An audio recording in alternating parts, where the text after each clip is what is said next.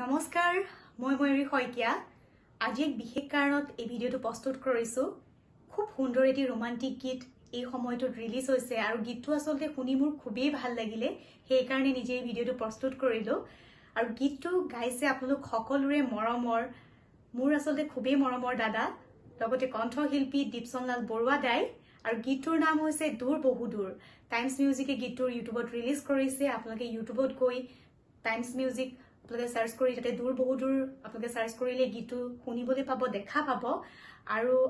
মোৰ ফালৰ পৰা গীতটোৰ সকলোলৈ আন্তৰিক শুভেচ্ছা জনাইছো লগতে গীতটোৰ মিউজিক কৰিছে পল্লৱ তালুকদাৰে লিখিছে পাচুৰ্য তালুকদাৰে